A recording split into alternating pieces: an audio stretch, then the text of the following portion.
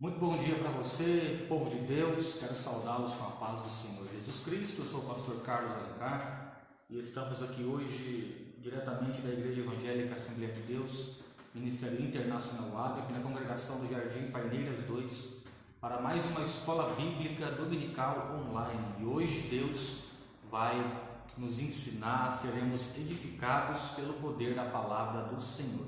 E ao meu lado aqui hoje, que vai estar ministrando esta aula, está meu amigo pastor Rogério. Pastor Rogério, bom dia, paz do Senhor. Bom dia, pastor. A paz do Senhor aos amados irmãos que estão online conosco aí, que tenham um excelente domingo já começando nos caminhos do Senhor, aprendendo mais um pouco de Deus, cada um de nós, e colocando em prática para o crescimento do reino de Deus. E é isso aí, povo de Deus. Quero pedir aos irmãos que estão entrando conosco aí nessa live, que possam estar compartilhando e divulgando, para que o máximo de pessoas possível possa estar aprendendo hoje esta lição que é muito importante para o nosso crescimento espiritual. Hoje é a lição de número 8, dia 24 de maio do segundo trimestre de 2020 da CPAD, da Escola Bíblica Dominical, com o tema A Igreja Eleita. Então estamos trabalhando em cima dessa revista e será uma manhã muito produtiva para nós, e eu tenho certeza que você será alcançado pelo poder da palavra do Senhor. Aonde você estiver neste momento, eu quero orar com você, para nós já darmos início a esta aula. Senhor, meu Deus e meu Pai, estamos aqui na Tua presença nesta manhã. Quero louvar o Teu nome, engrandecer a Ti, Senhor, porque Tu és bom, porque Tu és maravilhoso. Obrigado, Senhor, pelo Teu cuidado, pelo Teu zelo para conosco. Obrigado por cuidar de nós, meu Pai, nos mínimos detalhes. Se mais uma manhã nós acordamos, é porque o Senhor nos sustentou e nos deu vida. Pai, neste momento eu peço ao Senhor, nos abra o entendimento, nos dê a sabedoria e a inteligência para a compreensão da Tua palavra nesta manhã. Fale conosco, Senhor, nesta lição, e que sejamos, ó Pai, edificados por ela, através dela, em nome de Jesus Cristo. Eu peço ao Senhor, em nome de Jesus. Amém. Glória a Deus. Povo de Deus, seja bem-vindo, nosso amado presbítero Marcelo, nossa irmã Silmara Rejane também, que entrou aí, está conosco. Que Deus abençoe a todos. Vai compartilhando aí, divulgando, porque vamos iniciar agora mais uma aula da Escola Bíblica Dominical. Então, fica conosco até o final, que você será abençoado pelo Senhor. Já quero passar a palavra aqui ao nosso pastor Rogério, para que ele possa dar início a esta Escola Bíblica Dominical online para a edificação da tua vida. Bom dia aos amados mais uma vez que estão entrando agora. A lição nossa é a lição 8, 24 de maio de 2020, edificados sobre o fundamento dos apóstolos e dos profetas. O texto ele está em Efésios, capítulo 2, verso 20, que diz assim, textual: edificados sobre o fundamento dos apóstolos e dos profetas, de que Jesus Cristo é a principal pedra de esquina. E a verdade prática que nos diz assim: Jesus Cristo é a pedra basilar da igreja, que está edificada por meio dos ensinamentos dos apóstolos e dos testemunhos dos profetas. Estes ensinamentos mesmo dados por nosso Deus. Então não é nada do homem, foi tudo ensinamento dado pelo próprio Deus. E a leitura bíblica em classe se encontra em Efésios, capítulo 2, nós vamos ler o verso 20, 21 e 22, Efésios 2, verso 20, 21 e 22, e depois Mateus, capítulo 7, versículo 24 ao 27. Vamos estar lendo aí, os irmãos que têm a revista acompanhem, e o que não tem, abra a sua Bíblia aí, amém? A leitura bíblica em classe em Efésios 2, 20 diz assim: edificados sobre o fundamento dos apóstolos e dos profetas, de que Jesus Cristo é a principal pedra de esquina, na qual todo edifício bem ajustado cresce para templo santo no Senhor, no qual também vós juntamente sois edificados para a morada de Deus no Espírito. E Mateus 7, do 24 ao 27, eu vou pedir para o pastor Carlos também aqui ler para ele, não ficar aqui só do meu lado aqui, para acompanhar. Maravilha. E é isso aí, meus irmãos. Mateus 7, verso 24 diz assim: todo aquele, pois, que escuta estas minhas palavras e as pratica, assemelhá-lo-ei ao homem prudente, que edificou a sua casa sobre a rocha, e desceu a chuva, e correram rios, e assopraram ventos, e combateram aquela casa, e não caiu, porque estava edificada sobre a rocha. E aquele que ouve estas minhas palavras e não as cumpre, compará-lo-ei ao homem insensato, que edificou a sua casa sobre a areia, e desceu a chuva, e correram rios, e assopraram ventos, e combateram aquela casa, e caiu, e foi grande a sua queda. E aí, será que nós estamos edificados sobre a rocha de Cristo? É forte. Essa pandemia aí nós estamos vendo isso, né? Alguns estão edificados sobre a rocha e alguns não, né? Mas vamos lá para a lição, né? O objetivo não é esse. O objetivo geral diz assim: ensinar que Cristo é a base da igreja e estamos alicerçados na doutrina dos apóstolos e no testemunho dos profetas, né? Aqui o tópico 1 vai explicitar que no Antigo Testamento Deus habitou no tabernáculo no templo, mas que no Novo habita em nós por meio do Espírito Santo. Então nós somos o templo do Espírito Santo do Senhor. Apresentar o fundamento da igreja como doutrina dos apóstolos e testemunho dos profetas, e refletir que somos templo do Espírito Santo e devemos viver em santidade, né? Então nós vamos estar agora entrando aqui na lição, e diz assim um texto aqui que eles interagem com o professor, que diz assim: ó, nosso Senhor Jesus Cristo é o edificador da igreja. Os santos profetas e os apóstolos testemunharam e ensinaram sobre este edificador. Nesse sentido, podemos dizer que a fé cristã é um edifício em Cristo e que Cristo é a pedra angular, isto é, a pedra principal. E os ensinos dos apóstolos e os testemunhos dos profetas são fundamentos erguidos sobre esta pedra angular que é Cristo. Portanto, tudo que os apóstolos e os profetas ensinaram e testemunharam é fiel ao que Cristo ensinou e praticou. Interessante que Cristo não só ensinou, como ele também praticou, né? E eu quero ler só um texto aqui, rapidamente, que não estava no script, né?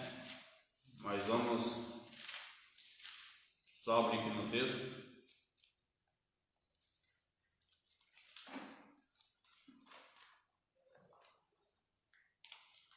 Está em Atos, deixa eu ver se é esse aqui mesmo.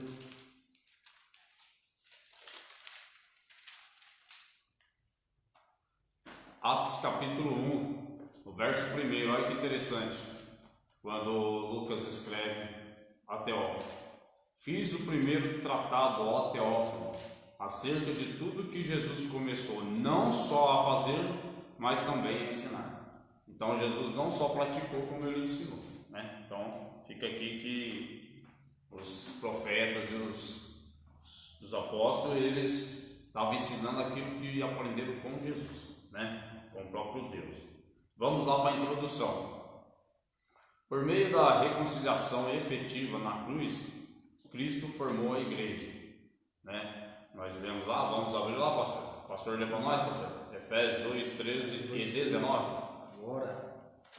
O pastor já ensinou essa missão aqui, né? Por meio da reconciliação efetiva na cruz, Cristo formou a igreja. Olha o que diz lá, irmãos, Efésios 2, verso 13. Mas agora em Cristo Jesus, vós que antes estáveis longe, já pelo sangue de Cristo chegaste perto. Verso 19. Assim que já não sois estrangeiros, nem forasteiros, mas concidadãos dos santos e da família de Deus. Então, essa reconciliação foi ativada na cruz, um novo povo se formou, que é a igreja. Então nós não somos mais estrangeiros, né? Nós somos todos um povo só. E essa reconciliação foi efetivada na cruz através de Cristo. O apóstolo Paulo a compara como um edifício em construção. Nós vemos no início aqui, na qual todo edifício bem ajustado cresce para o tempo santo com o Senhor. Efésios 2, 21. A pedra angular dessa edificação é Cristo, e o fundamento é a doutrina dos apóstolos e o testemunho dos profetas. Assim, ao propósito divino de que sejamos o templo santo do Senhor, a morada do Altíssimo.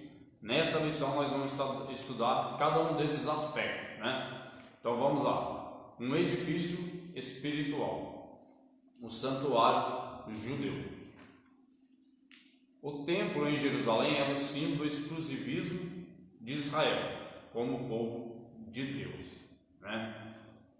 a proibição dos estrangeiros acessarem o templo era um motivo de inimizade entre os judeus e os gentios, que está em Efésios 2,14. Lê para nós aí, pastor. Efésios 2,14. Porque ele é a nossa paz, o qual de ambos os povos fez um, e derribando a parede de separação que estava no meio. Ao reconciliar ambos os povos, Cristo ele aboliu as leis cerimoniais, desfez a inimizade entre eles e formou uma nova humanidade, a igreja. Assim, o templo judaico perde sua relevância e um novo conceito de santuário é apresentado. Então, ao reconciliar ambos os povos, Cristo aboliu as leis cerimoniais. O pastor já nos ensinou sobre isso. E eu vou pedir para ele nos dar uns exemplos, porque muitas pessoas confundem qual a lei que foi abolida. Né, pastor? Verdade? Verdade. O pastor nos dá os exemplos aí, pastor? Vamos lá agora. Meus irmãos, quero aqui pedir para vocês, para a gente dar um rápido pano de fundo nesse tema. Em Colossenses 2, versículos 11 e o versículo 16. Bom dia aos irmãos que estão entrando, a paz do Senhor, nossa irmã Salina, Deus abençoe sua vida, nosso irmão Márcio Souza, nosso irmão Jackson Souza também, Cristina Leite, pastor Alexandre Medeiros, Marli Veloso, que Deus abençoe a todos nesta manhã. Você está conosco na Escola Bíblica Dominical online, aqui pela congregação da Igreja Internacional Ágape em São José dos Campos. Leiamos Colossenses 2, versículos 11 e o versículo 16, que diz assim: versículo 11: no qual também estáis circuncidados com a circuncisão, não feita por mão, no despojo do corpo da carne, a circuncisão de Cristo. Versículo 16: portanto, ninguém vos julgue pelo comer ou pelo beber, ou por causa dos dias de festa, ou da lua nova, ou dos sábados. Meus irmãos, o que eram as leis cerimoniais? Eram as leis que regiam o povo de Israel no tocante à sua religiosidade. Por exemplo, nós temos aqui uma fala de Paulo na carta aos Colossenses, onde ele vai falar: ninguém vos julgue pelo comer, pelo beber, ou por causa dos dias de festa, ou da lua nova, ou dos sábados. Dentre outras coisas, uma das leis que nós entendemos como cerimonial de se cumprir em Cristo, que não há mais a necessidade de ser observada, por exemplo, a guarda do sábado. Essa é uma dentre tantas que nós entendemos que ela se cumpre em Cristo. A carta aos Hebreus ela vai falar sobre isso. Cristo ele é o nosso descanso, e não apenas um dia da semana, mas sim Cristo, nosso descanso está em Cristo. O sábado ele estava apontando para Cristo, como descanso do homem. Outro exemplo de uma lei cerimonial que para nós também não tem nenhuma serventia mais, por exemplo, a circuncisão. Uma lei cerimonial que também não tem mais nenhum tipo de serventia para o povo cristão, para nós que somos a igreja de Cristo. Essa lei ficou no concerto entre Deus e o povo de Israel. E assim nós temos várias leis no Antigo Testamento, ditas como cerimoniais, por exemplo, o sacrifício de animais para a remissão de pecados. A carta aos Hebreus, quando ela foi escrita, um dos motivos que levou o autor a escrever essa carta, pastor Rogério, era justamente dizer ao leitor, preparar o leitor que o templo seria destruído e, consequentemente, os rituais cerimoniais também seriam destruídos, mas que eles ficassem tranquilos, porque hoje nós temos um sumo sacerdote que ele é eficaz, ele é o sacerdote perfeito. Então não há mais a necessidade de nós apresentarmos sacrifício, animais, ovelhas e por aí, etc e tal. Eu até costumo brincar que imaginou se hoje em dia fosse necessário a gente trazer um animal para a igreja para sacrificar pelo nosso pecado. Não seria nada muito agradável. Por isso que nós temos um nosso sacerdote fiel, poderoso, que ele é o sacerdote completo. Então não há mais a necessidade de nós observarmos certas leis cerimoniais. A exemplo disso, circuncisão, sábado, sacrifício de animais, observação de algumas festas que para nós não tem nenhuma relevância. Então a Bíblia, se você observar mais precisamente o Pentateuco, você vai observar ali nos livros de Levítico, Números e Deuteronômio, um pouco em Êxodo também. Você vai contemplar ali muitas leis cerimoniais, lembrando que são 3 tipos de leis que tem: civil, moral e a cerimonial. Então estamos falando aqui da lei cerimonial, no que tange a religiosidade do povo e a sua ligação com Deus, o concerto que Deus havia feito entre Deus com o seu povo Israel. Então precisamos tomar esse cuidado para que nós não venhamos trazer esse tipo de coisa para hoje, para os dias de hoje, apresentar isso nos dias de hoje. Eu citei aqui apenas 3 exemplos de uma variedade que tem, você pode acompanhar na sua Bíblia aí, onde eu falei nos livros que foi citado aqui, porque não temos mais a necessidade hoje de observar tais leis cerimoniais, porque Cristo é o nosso sacerdote perfeito, e sendo Ele perfeito, eu não preciso mais me apegar a essas coisas. Como Paulo vai dizer aqui, portanto, ninguém vos julgue pelo comer ou pelo beber, ou por causa dos dias de festa, ou da lua nova, ou dos sábados, que são, verso 17, que são sombras das coisas futuras, mas o corpo é de Cristo. Então, isso aqui para nós fica uma lição, de que não há necessidade, porém, de nós guardarmos certas leis cerimoniais. Ah, pastor, eu guardo o sábado, é uma escolha sua, né? Não é o que a Bíblia nos ensina, não é o que é aplicável para a igreja, é uma escolha sua. Ah, pastor, a circuncisão, fala-se muito sobre isso e tal, não é necessário. A circuncisão marcava um pacto entre Deus e o povo de Israel.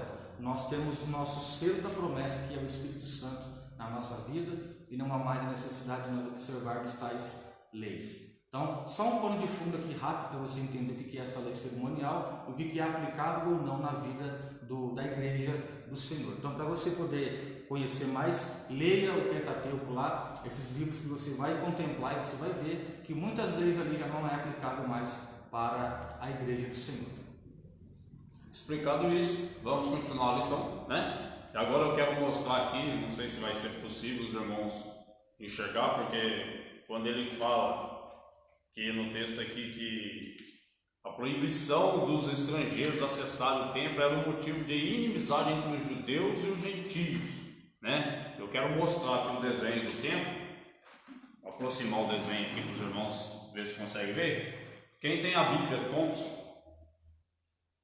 na página 1500, você vai ver esse desenho aqui, ó. Esse desenho aqui, ele tem um muro de separação por fora aqui. Os gentios tinham que ficar aqui. Eles não podiam ultrapassar esse muro. Eles não poderiam ultrapassar esse muro. Aí a Bíblia nos fala então que essa separação, né, esse muro de separação, ele foi derrubado com o sacrifício de Cristo.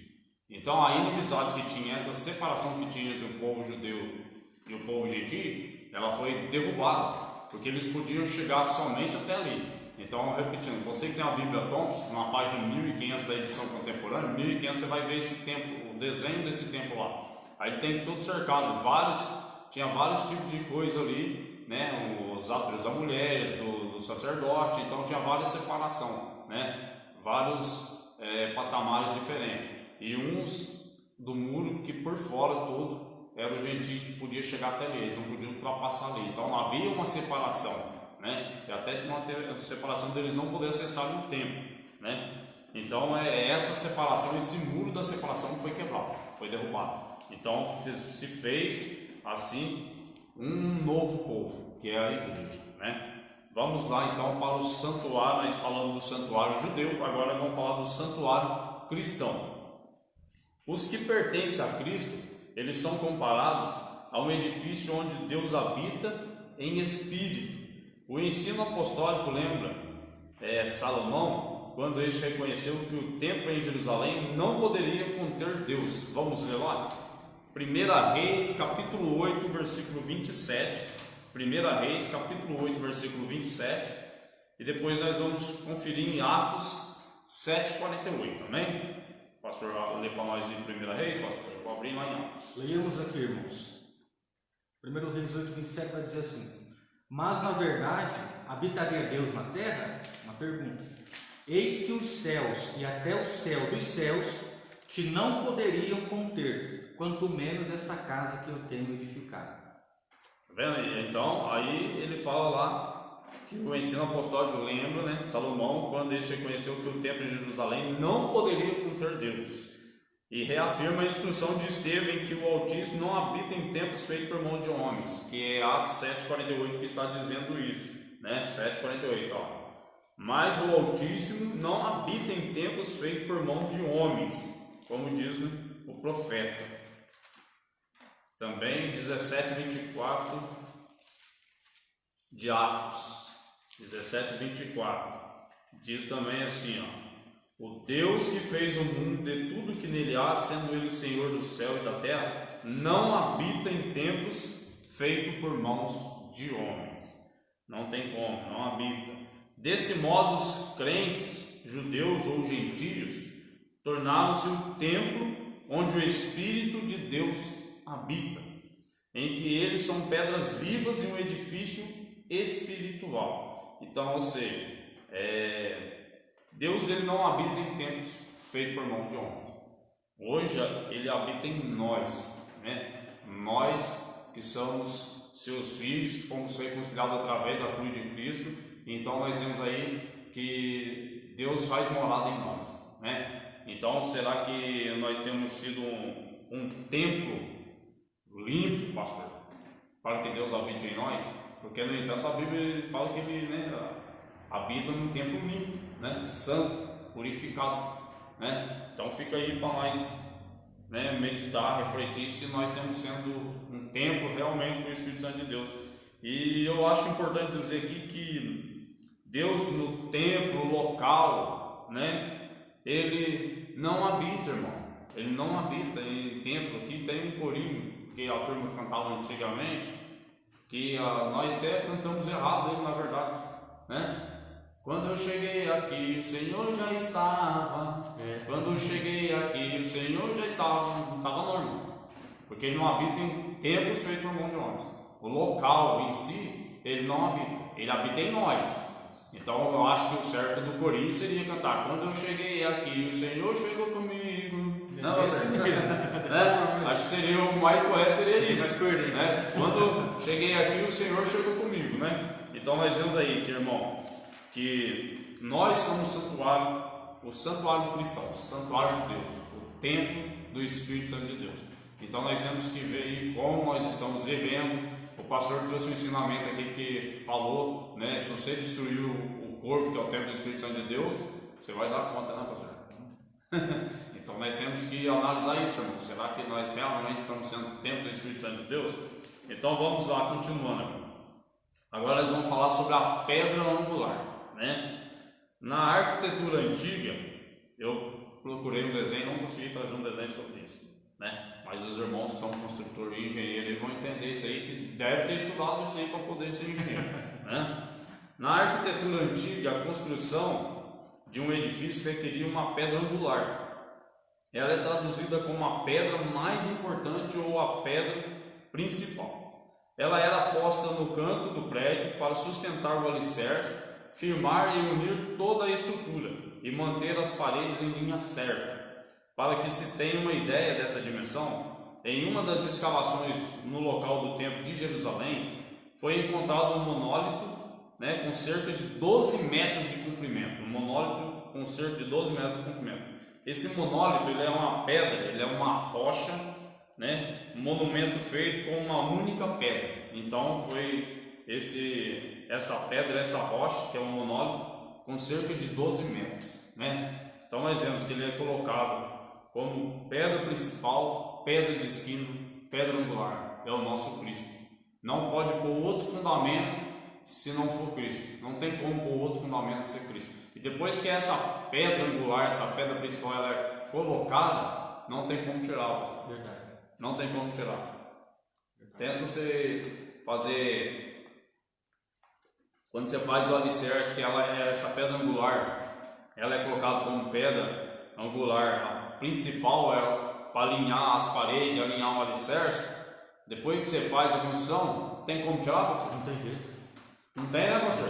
Porque ela fica lá na base, né? Fica na base. Ela fica na base, não tem como você tirar. Dá para você tirar o telhado, mas a pedra lá não dá. Se você tirar, é o que você vê aí, algumas alguns engenheiros aí, que eu não sei nem se pode chamar de engenheiro, né? Você vê uns trabalhos que os camaradas fazem aí, eles vão remover uma coluna que é de estrutura, não pode. Você vê aí que alguns prédios chegaram a cair por causa disso, pastor. Porque mexeram na base, mexeram na estrutura. Então, irmão, ó, fica aí para você, ó, Deus, o Espírito Santo de Deus, ó, nós aqui fresquinho do céu, né? Se você tirar a base que é Jesus da sua vida, embora não dá para remover, mas aqui nós fazendo a aplicação espiritual na nossa vida dá. Se você tirar a base que é Jesus da sua vida, a pedra angular, a pedra principal, meu irmão, vai desmoronar a sua vida. Né, pastor? A nossa vida desmorona. Com toda certeza. Você vê quando se afasta de Deus, ele tira a mão de proteção dele sobre nós, né? Humilhar-vos debaixo da potente mão do Senhor, né? Então a mão de Deus sobre nós, ela faz ali traz uma calmaria, traz uma sombra, traz um refrigério para a nossa vida. Agora, no momento que nós nos afastamos de Deus, que nós tiramos essa pedra principal, essa pedra angular da nossa vida, irmão, a nossa vida desmorona. Então tudo vai por água abaixo, né, pastor? É verdade? Tudo acaba indo, de uma certa forma, acontece o errado, né? É como foi dado um exemplo aqui, você pega uma casa e você pega uma coluna que é estrutural. Você tira ela, obviamente a casa vai acabar caindo. Então, Cristo, se Ele é a nossa base, a nossa rocha, o nosso fundamento, o nosso firmamento, uma vez que Ele não está comigo ou na minha vida, estou fadado ao fracasso. Estamos fadados ao fracasso. Então nós temos que entender muito bem essa questão para que nós venhamos ter uma vida saudável, uma vida quieta e em paz, uma vida abençoada por Deus. Não tirar essa coluna chamada Jesus Cristo da minha casa e também da minha vida. Ele é a nossa pedra angular. Nós possamos sempre estar edificados sobre essa rocha que é Cristo. Cristo. O tópico 4 aqui, irmão, Cristo, a pedra principal, né? A identificação de Cristo como a pedra angular remonta à profecia messiânica em que a pedra rejeitada tornou-se cabeça de esquina. Esse texto está lá em Salmo 118, 22. Vamos ler aí, pastor? Vamos ler aqui. Salmo 118, 22, né? Diz assim a palavra de Deus: a pedra que os edificadores rejeitaram tornou-se cabeça da esquina. Ó. Também vai estar lá, ó, ele mesmo afirmou ser a cabeça de esquina. Marcos 12, verso 10. Olha o que diz lá o texto: ainda não leste essa escritura? A pedra que os edificadores rejeitaram foi posta por cabeça de esquina, né? Então vejamos, irmãos, se os construtores lá antigamente eles usavam essa pedra angular, essa pedra como a principal pedra, está falando que o texto que eles rejeitaram. Então imaginemos como foi essa casa, pastor, né? Se ela firmava a casa e ela servia como direcionamento para as paredes ficarem retas, imagina aí como ficou essa casa, né? Rejeitou a pedra de esquina. Rejeitou a pedra principal, né? Então essa casa aí com certeza deve estar uns problemas aí da estrutura, um problema aí de, né, não está reta, deve estar torta, né? Nós vemos aí hoje em dia, nós que construímos há pouco tempo aí, se você não usar o prumo, se você, né, não usar o nível, esquadro, não vai dar certo. Na hora do reboco você vai ver. Na hora do reboco você vai ver. Então essa casa eu imagino que deve não estar com a base firme, né? E diz assim ainda, ó, assim como também os apóstolos testificaram ser Cristo a pedra principal, né? Portanto, a pedra angular deste novo santuário é o próprio Cristo.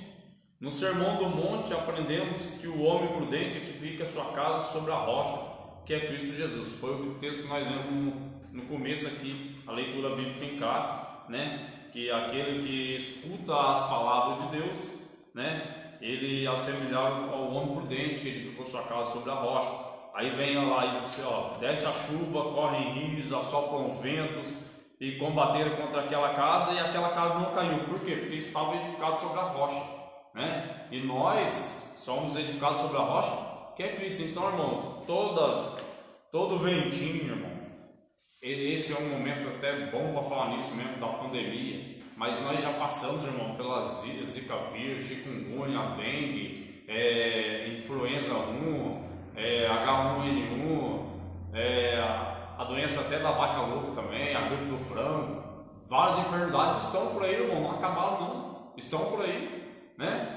Então, e agora a pandemia aqui do coronavírus, Covid-19, então, irmão, são coisas da vida, dificuldade, ventos, chuva, que são representados sobre essas enfermidades, sobre o desemprego, sobre a morte de um ente querido. Eu já passei por 3 de filhos meus.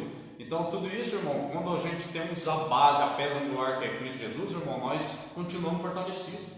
Nós não desistimos por isso, nós não vamos chutar o balde por causa disso, né? Falando popular mesmo, nós não vamos chutar o balde, pastor, por causa disso. Nós vamos continuar firmes, porque fiel é Deus na nossa vida.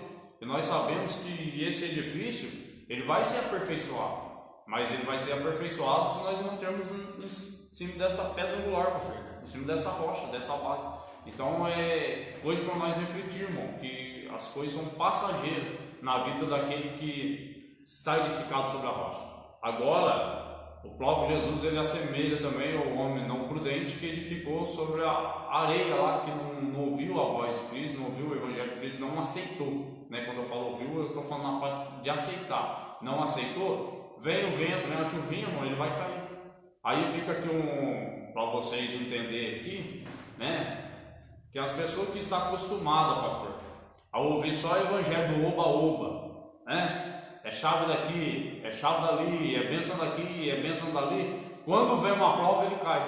Não aguenta, verdade. Quando vem uma prova, ele cai. Por quê? Porque ele não comeu da palavra de Deus, ele não se alimentou da palavra de Deus, de alimento sólido, igual fala Paulo, de alimento sólido que aqui contém.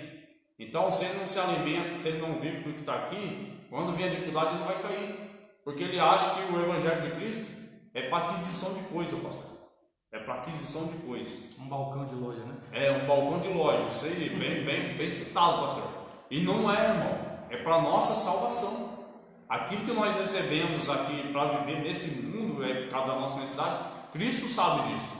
Então ele vai prover, mas ele veio para a nossa salvação. Então as pessoas que estão acostumadas com esse evangelho do oba-oba, quando vem a dificuldade ele cai, né? Então não é assim. Então nós temos que estar alicerçados em Cristo Jesus, porque se vier a dificuldade, nós vamos permanecer firmes em Cristo, né? E aí diz assim ainda, ó, portanto a pedra angular deste novo santuário é o próprio Cristo, né? Aí no Sermão do Monte aprendemos com o homem prudente que edifica sua casa sobre a rocha, que é Cristo Jesus. Em Cristo, um novo conceito de santuário é construído. Os crentes são comparados a um edifício espiritual onde Cristo é a pedra principal. Então nós vemos aí o primeiro tópico. O pastor quer acrescentar algo aí, pastor? Tem um texto aqui, Salmo 127, bem conhecido. Se o Senhor não edificar a casa, em vão trabalham os que edificam. Então só para você entender aí que Cristo ele tem que ser a nossa base em tudo. Sem Cristo nós não conseguiríamos nada. Então se Ele é a nossa base, a nossa estrutura, então se afirme com Ele, porque assim seremos abençoados nesta manhã. Vamos lá para o tópico 2, que é o fundamento, apóstolos e profetas, né? O fundamento é base, é alicerce, né? Os apóstolos e profetas. O conceito de apóstolos, o termo grego apóstolos, é usado para enviado ou mensageiro. O apostolado é centrado na natureza da missão de Cristo, que foi enviado para ser o Salvador do mundo, né? Nos evangelhos de Mateus, Marcos e Lucas, eles usam o termo quando se refere aos 12 escolhidos por Jesus. Vamos ler lá em Mateus 10, 2. Só o 10, 2 já dá para nos clarear a mente aí. Ó. Mateus 10, verso 2. Olha o que diz lá. Ora, estes são os nomes dos 12 apóstolos. Aí eles começam a falar, o primeiro Simão, chamado Pedro, André e assim por diante. Então, no livro de Mateus, Marcos e Lucas, né, eles usam o termo quando se refere aos 12 escolhidos por Jesus. Eles foram testemunhas oculares do ministério, morte e ressurreição de nosso Senhor. Né? Então, o apóstolo ele é aquele que ele não só testemunhou, né, mas viveu com Jesus, né, pastor? Jesus, exatamente. Exatamente. Aí nós vemos aí muitos apóstolos hoje. Muitos apóstolos que tem hoje. Será que eles andaram com Cristo? Será que viram a Cristo? Viram a Cristo? Testemunharam? Vivem com Cristo? Né? Mas muitas vezes eles usam só a palavra, né? O título da palavra. Né? Às vezes só usam o título da palavra e diante disso nós respeitamos isso, né? Só o título da palavra, né? Sabemos que eles verdadeiramente, conforme os que foram, que andaram, testemunharam, não andaram com Jesus, né? Eles também foram testemunhas oculares do ministério, né? Do ministério, deixa eu achar aqui, e morte e ressurreição de nosso Senhor Jesus Cristo. Assim, Paulo também foi chamado pelo próprio Senhor para ser apóstolo. Calma aí. Mas Paulo não andou com Cristo, pastor? E agora? E agora? Como que resolve isso? Paulo não andou com Jesus. E agora? Como que nós resolve isso? Né? Vamos ler lá em 1 Coríntios 15, 8 e 9. Aí eu vou ler Romanos 1, pastor. 1 Coríntios 15, 8 e 9. Vamos lá.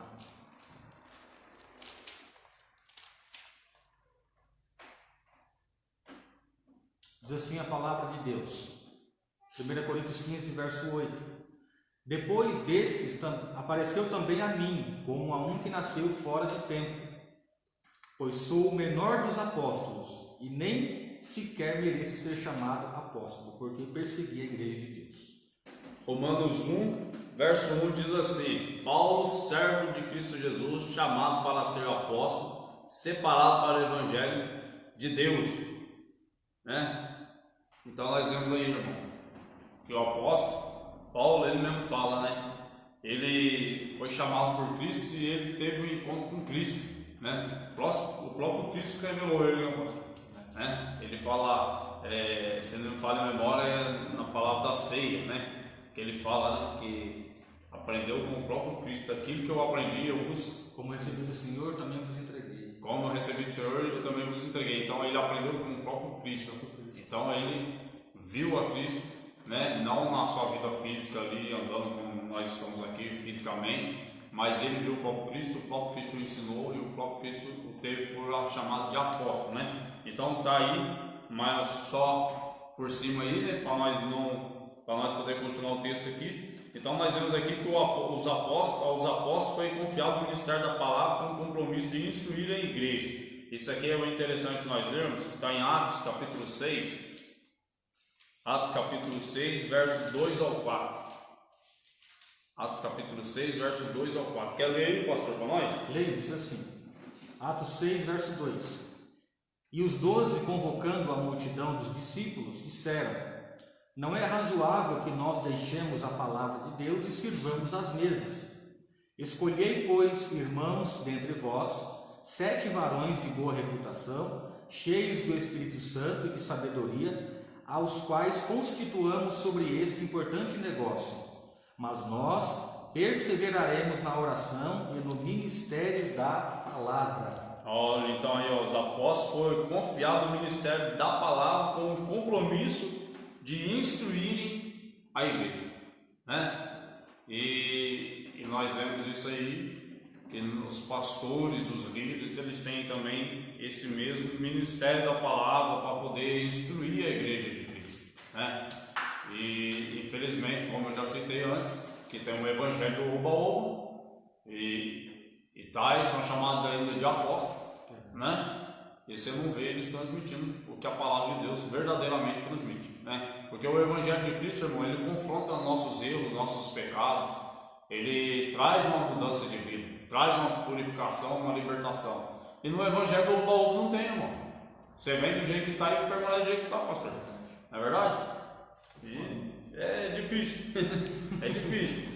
Nesse aspecto, os apóstolos são aqueles que foram comissionados por Cristo para a igreja primitiva, e a mensagem de Cristo é o fundamento, então, do ensinamento dos apóstolos. A mensagem de Cristo é o fundamento dos apóstolos e dos profetas, né? Vamos, o senhor quer falar alguma coisa sobre esse tópico, pastor? A questão que fica para nossa reflexão, né? Rapidinho aqui, para a gente tomar muito tempo do tópico, os apóstolos que tem hoje, será que são bíblicos, será que não são? Como foi, a gente até brincou aqui, mas o termo grego apóstolos, como já foi falado aqui, ele significa enviado ou mensageiro. Acerca disso, tem um comentário que eu quero ler para os irmãos.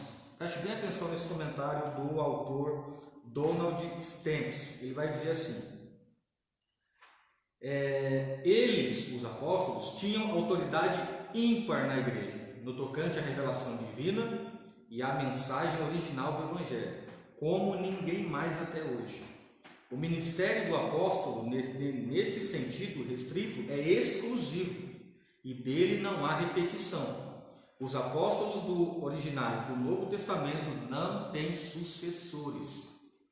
Então, na perspectiva circunscrita do termo, os apóstolos da igreja primitiva foram as testemunhas oculares que viram o ministério, morte e ressurreição de Jesus. Então, irmãos, o termo apóstolo, no que se refere à igreja primitiva, eles não tiveram e não têm sucessores. Por outro lado, o mesmo autor, Stamps, ele vai dizer que se nós negligenciarmos o sentido geral do termo, que é enviado ou mensageiro, e essa postura fizer as igrejas cessarem de enviar pessoas assim, cheias do Espírito Santo, a propagação do Evangelho em todo mundo ficará estagnada. Seguindo nessa direção, Elienay Cabral, também autor e escritor da CPAD, também entende que Deus ainda hoje comissiona certos homens para realizarem trabalhos específicos. Então, o que é que quer dizer esse comentário? Quer dizer que o termo apóstolo, na sua originalidade, de acordo com a igreja primitiva, eles não existem mais. O que temos hoje são os enviados, que nós chamamos de missionários. Tá bom? Então, no lugar dos apóstolos, estão hoje os missionários que são enviados para a propagação do Evangelho às nações. A exemplo disso, tem igrejas que mandam missionários para a África, enfim, para vários países aí, para anunciar o Evangelho, até para o Brasil mesmo, no Nordeste, envia homens e mulheres para pregar o Evangelho aqui no nosso país também, nos estados mais longínquos, nos lugares menos acessíveis, eles estão lá para a propagação do Evangelho. E eles são chamados missionários e não os apóstolos, tá? Então, para que fique claro isso, existem pelo menos três teses acerca desse apostolado, mas a que nós acreditamos é que o apóstolo de hoje em dia, ele é um missionário e que os apóstolos bíblicos não tiveram sucessores e não tem, e o resto que tem aí é só, como foi falado aqui, né? Se apega ao título para poder se autopromover. Podemos continuar? Vamos lá? Vamos lá, a doutrina dos apóstolos, né? Sobre o tópico 2 do capítulo 2. A doutrina dos apóstolos. Embora não se possa desassociar das pessoas o ofício que elas ocupavam, o que constitui o fundamento da igreja não são os apóstolos em si, mas a doutrina que eles ensinavam, ou seja, as escrituras que eles ensinavam. Vamos ver lá em Atos 2:42. Pastor, abra lá em 2 Timóteo 3,16, por favor. 2 Timóteo 3,16. Em Atos 2:42 diz assim: que perseveravam na doutrina dos apóstolos, na comunhão, no partir do pão e nas orações. 2 Timóteo 3,16. Toda a escritura divinamente inspirada é proveitosa para ensinar, para redarguir, para corrigir e para instruir em justiça.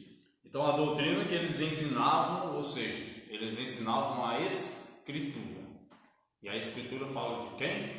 De Jesus Cristo e do nosso Deus, do Espírito Santo, e nos traz tantas coisas para nós ensinar. Então, eles ensinavam as escrituras, né? Então, vamos lá. Os apóstolos receberam a doutrina diretamente de Cristo.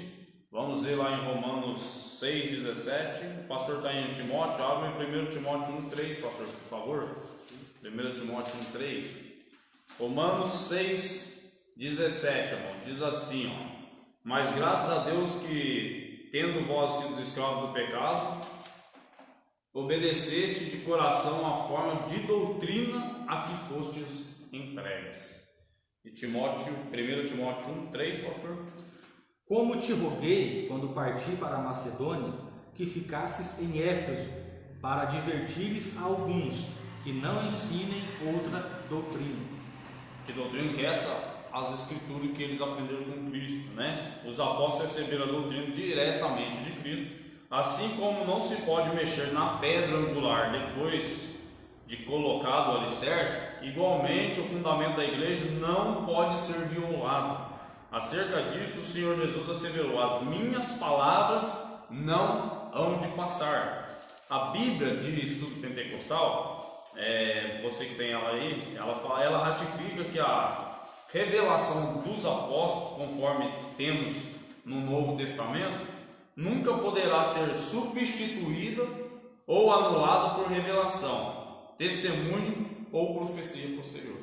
Então diz aqui que ela nunca poderá ser substituída ou anulada por revelação, testemunho ou profecia posterior, né? Então nós já temos aqui a profecia completa, né, pastor?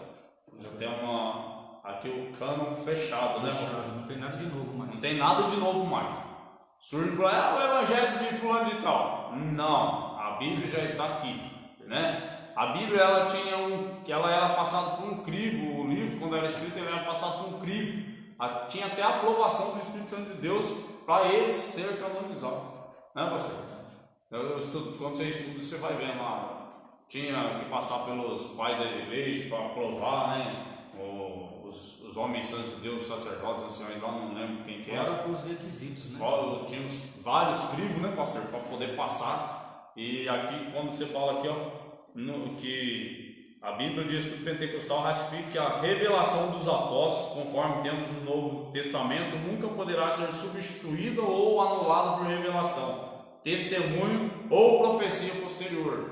E quantas pessoas nós já vimos falar por aí que foi revelado, Deus levou ele no jardim, Deus levou ele na floresta, revelou lá e sai no Evangelho. Foi no inferno 15 vezes. Foi no inferno 15 vezes, né?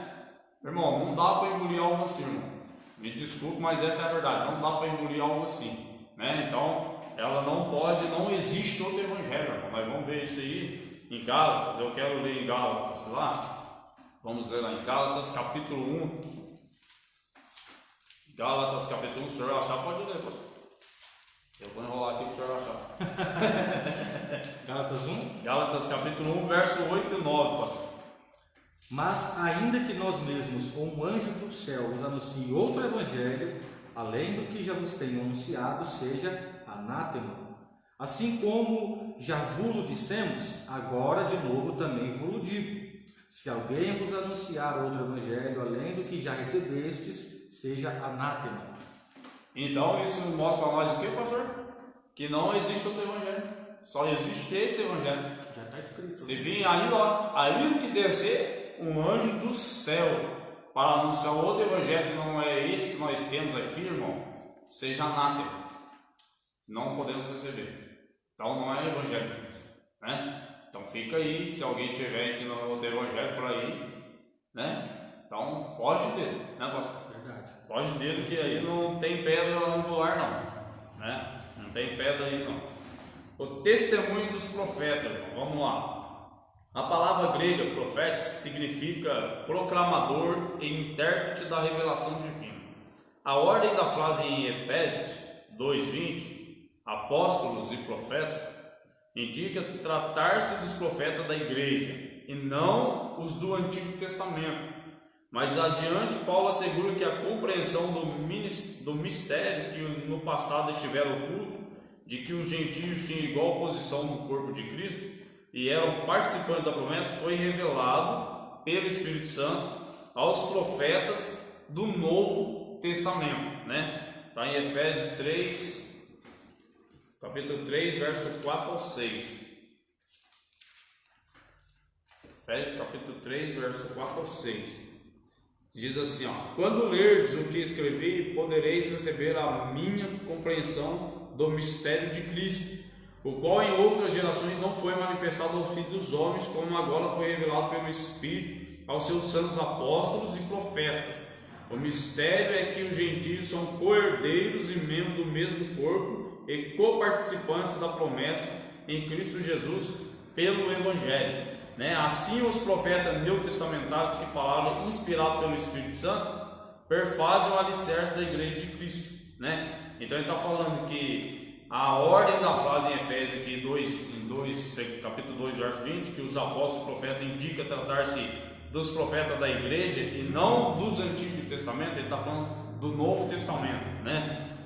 Mais adiante Paulo ele vai assegurar que a compreensão do mistério que no passado estiver oculto, de que os gentios tinham igual posição no corpo de Cristo e eram participantes da promessa, foi revelado pelo Espírito aos profetas no Novo Testamento, né? Então nós vemos aí, está falando dos profetas do Novo Testamento, e nós temos as Escrituras que foi revelado por Cristo, que foi soprada pelo Espírito Santo de Deus para que estes escrevessem, né? Então nós temos lá esses novos profetas, né? E estes apóstolos ali. Então nós temos que o testemunho deles é eficaz, né? Então nós vemos que o testemunho deles são eficazes.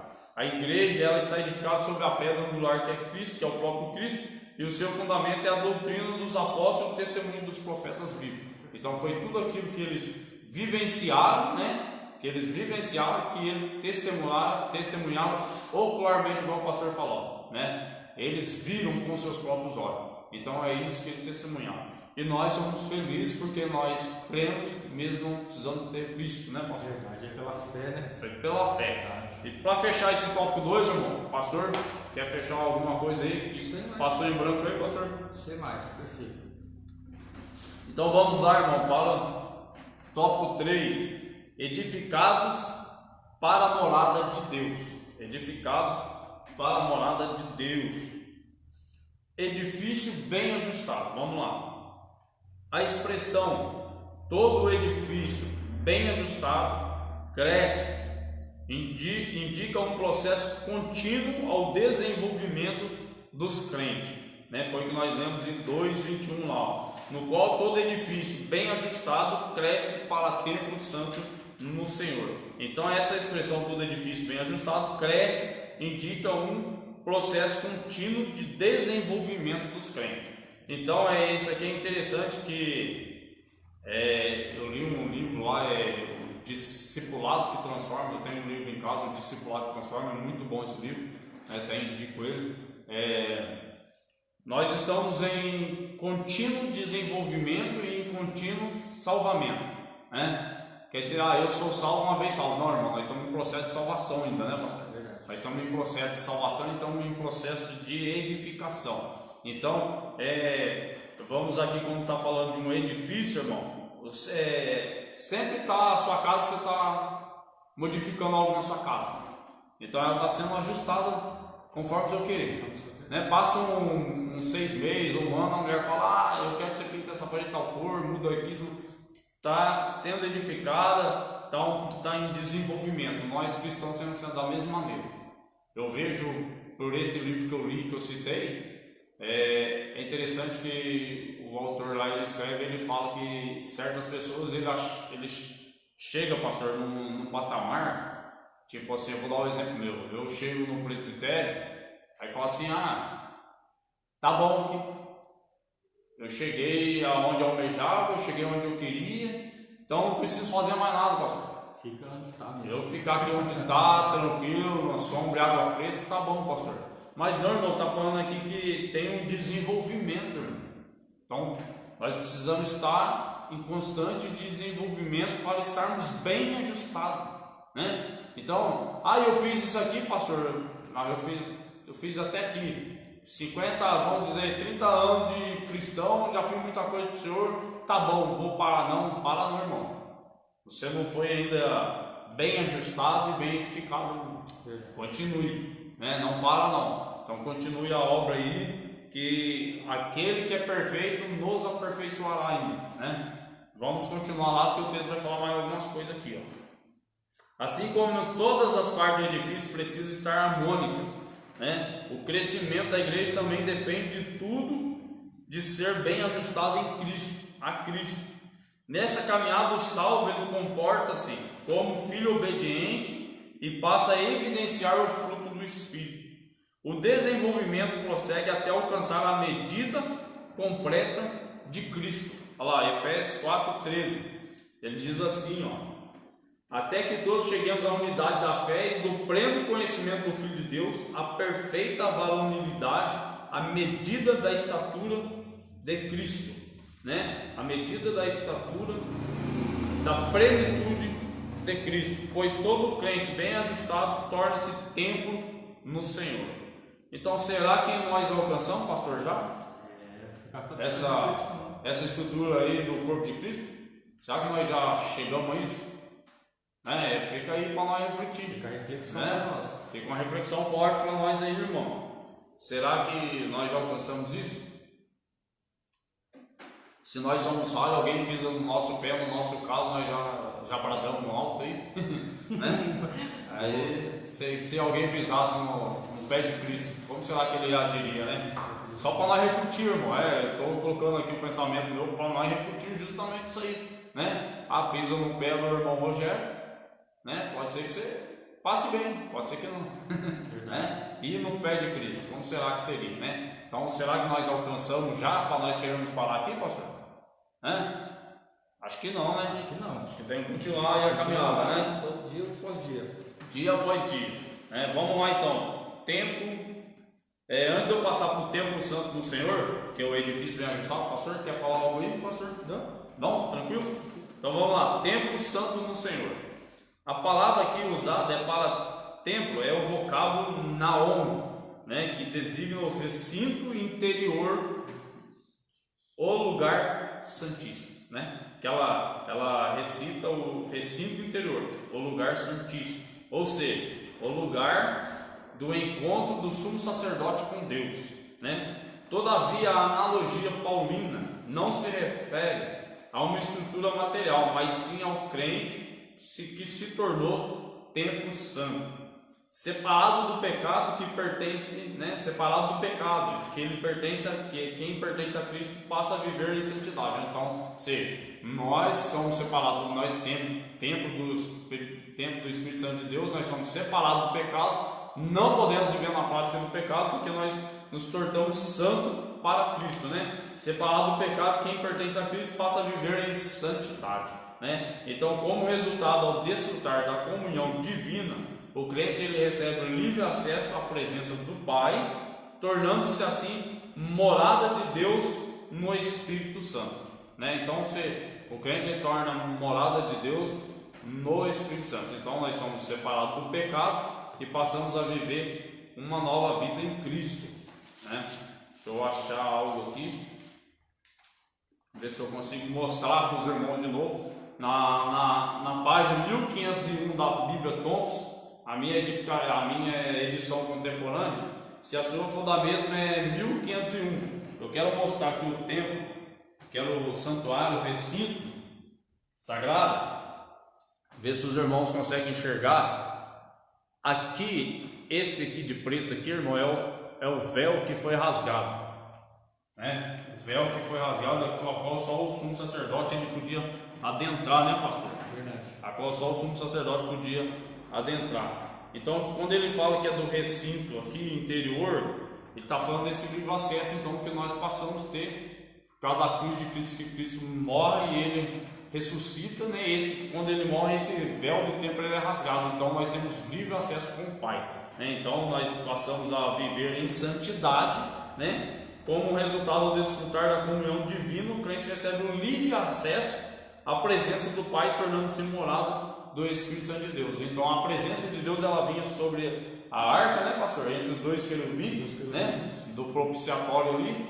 E agora, quando o véu do templo se rasgou, nós passamos a ter acesso livre ao trono do Pai. Então nós vemos aí que nós temos que estar em constante santidade, que nós temos que estar em constante desenvolvimento, crescimento, purificação, para sempre termos esse acesso com o Pai, porque a própria palavra de Deus vai dizer que o nosso pecado vai separação entre nós e Deus, né? Então, se eu não tiver em constante santidade, como que eu vou ter acesso com Deus? Não tem como, né, pastor? Não tem jeito. Quer concluir mais alguma coisa aí, pastor? Carta aos Hebreus aqui, capítulo 4, verso 14, tem uma leitura muito interessante para a gente poder entender aqui, ó. O título é Cristo é superior aos sumos sacerdotes do antigo pacto. Verso 14. Visto que temos um grande sumo sacerdote, Jesus, Filho de Deus, que penetrou nos céus, retenhamos firmemente a nossa confissão, porque não temos um sumo sacerdote que não possa compadecer-se das nossas fraquezas, porém um que, como nós, em tudo foi tentado, mas sem pecado. Cheguemos, pois, com confiança ao trono da graça, para que possamos alcançar misericórdia e achar graça, a fim de sermos ajudados em tempo oportuno. Então, Cristo, irmãos, Ele é superior a tudo isso que estamos falando aqui, ao antigo pacto, às leis cerimoniais e por aí vai. Cristo é o nosso fundamento, é o nosso sumo sacerdote fiel, completo e perfeito.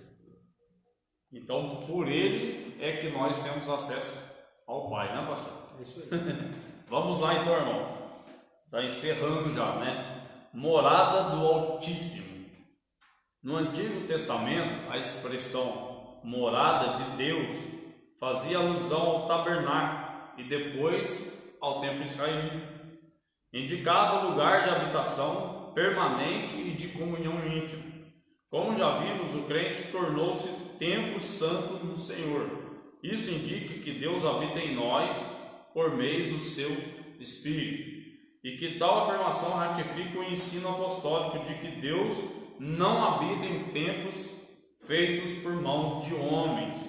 Ele reside individualmente dentro de cada cristão, bem como no corpo inteiro de crentes, a igreja formada por judeus e por gentios, né? Então nós sabemos, mais uma vez falando, que nós somos morada do Altíssimo, né? E se nós somos morada do Altíssimo, então nossa vida tem que estar limpa, né, pastor? Tem que estar perfeita, né? De acordo para que ele venha achar um ambiente que ele possa morar, que ele possa habitar, né? Então não tem como nós manter uma vida de pecado, de sujeira, de tranqueira e Deus habitar aqui. Não tem como, né? Então nós temos que sim, cada dia buscar, cada dia nos firmar, nos fortalecer no Senhor, buscando Ele para que, como foi lido aqui, né, que no momento que nós precisarmos, nós seremos socorridos no momento oportuno por nosso Deus, né, do jeito que Ele já nos socorreu, porque todos nós estávamos destinados à morte, né? Todos nós estávamos destinados à morte, quem nos cabia era isso. Mas Cristo veio, morreu, viveu, morreu, ressuscitou para que nós pudéssemos ter acesso ao Pai e nos santificarmos cada dia mais como sendo templo e morada do Espírito Santo de Deus, né? Graças a Deus. O pastor quer falar mais alguma coisa, pastor? Tá. Perfeito. Então vamos lá para a conclusão, né? Para nós encerrarmos. A síntese do tópico 3, ela diz assim: Deus habita na vida daquele que, edificado em Cristo, torna-se templo santo do Senhor. Então, nós temos que ser edificados em Cristo. Vamos lá para a conclusão, amém? A comparação da igreja como edifício em construção indica que estamos em processo de aperfeiçoamento até que todos cheguemos à unidade da fé. A pedra angular, que é o próprio Cristo, não pode ser substituída. A doutrina dos apóstolos e o testemunho dos profetas não pode ser revogados, né? Então nós vemos aqui que essa pedra não pode ser removida, né? Que não pode ser substituída e que a doutrina dos apóstolos e o testemunho dos profetas não podem ser revogados, né? Então por que, irmão Rogério? Porque nós sabemos que eles eram fundamentados na Escritura Sagrada, na Palavra de Deus que nós temos. Então ela não pode ser revogada, né? Assim eu concluo aqui a lição de hoje, né? Deixando essas reflexões para nós meditarmos e volto ao pastor que estará fazendo, né, sua visão final aqui. Dito isso, irmãos, louvado seja Deus, mais uma manhã de domingo, estamos aí aprendendo cada dia mais a palavra do Senhor e hoje foi a lição de número 8 e semana que vem, se assim o Senhor nos permitir, estaremos aqui com a lição de número 9, trazendo a você, e o tema dela é o mistério da unidade revelada. Então, eu quero convidar você, meu irmão, minha irmã, que está conosco neste momento, quero fazer um convite para você vir adorar o Senhor conosco hoje à noite. Hoje tem culto da família, vai ser uma bênção. Eu quero convidar você para vir participar conosco na congregação. Estamos aqui na rua Monte Rei, número 20, do Jardim Paineiras 2, aqui na zona leste de São José dos Campos. Então, eu quero te convidar, Igreja Evangélica Assembleia de Deus, Ministério Internacional Ágape, hoje à noite, culto da família, às 19 horas. venha adorar o Senhor conosco hoje, porque Ele tem uma palavra para o seu coração, tá bom? Traga alguém para ouvir a palavra. Estamos aqui seguindo todas as recomendações possíveis de saúde, para que possamos estar também dentro da legalidade, né, pastor Rogério? Para nós que não venhamos ser também negligentes. Então você pode vir cultuar o Senhor conosco tranquilo, sem medo, para que possamos estar aí louvando o nome do Senhor nesta noite de domingo às 19 horas. E, meu irmão, uma notícia muito boa para os irmãos que estão conosco aí: no próximo domingo teremos aula normal presencial aqui na igreja, tá bom? Então semana que vem nós estaremos voltando com as aulas presenciais da Escola Bíblica Dominical. Vai continuar tendo transmissão ao vivo, porém vai estar aberto para toda a congregação vir participar presencialmente conosco aqui, e que é uma bênção, né, pastor? A gente ensinar com alunos na igreja é uma coisa, você ensinar somente para quem está online é diferente, mas vai continuar essa transmissão ao vivo, todos os cultos, todas as escolas dominical, porém semana que vem retornaremos com a escola dominical presencial. Você pode vir participar e ser edificado pela palavra do Senhor, tá bom? Então anota aí, semana que vem eu espero por você, para nós estarmos aqui aprendendo juntamente a palavra de Deus. E se não pode estar conosco, fique ligado que estaremos também pelo Facebook às 9 horas da manhã na semana que vem. Vamos orar nessa manhã para a gente encerrar, e eu quero orar por você, com você e pela tua casa, no nome de Jesus. Pai, eu te agradeço nesta manhã, Senhor, eu te louvo, eu te exalto, te dou graças por esta lição abençoada que o Senhor nos proporcionou. Obrigado por nos conduzir, por nos dar, meu Pai, o direcionamento. Obrigado por tudo quanto tens feito por nós, Senhor. Sabemos, ó Pai, que não somos merecedores, mas a tua graça é abundante sobre a nossa vida. E eu te agradeço nesta manhã, Senhor, por esta lição rica e abençoada, na qual nos mostrou que o Senhor é o nosso sumo sacerdote perfeito e que tudo se completa no Senhor, meu Deus. Muito obrigado. Nos conceda um domingo abençoado, um culto logo mais à noite poderoso, e que o teu nome seja exaltado, seja glorificado em nossa vida, hoje e sempre, em nome de Jesus. Eu te agradeço. Amém. Povo de Deus, tenham um excelente domingo, fiquem todos na paz do Senhor, e eu desejo que você seja abençoado por Deus e a tua casa, em nome de Jesus Cristo. Que Deus possa abençoar você, em nome de Jesus. Um excelente dia, a paz do Senhor. Que Deus nos abençoe e a paz do Senhor receba a bênção de Deus aí. Deus nos abençoe em nome de Jesus. Amém. Né, pastor? Isso.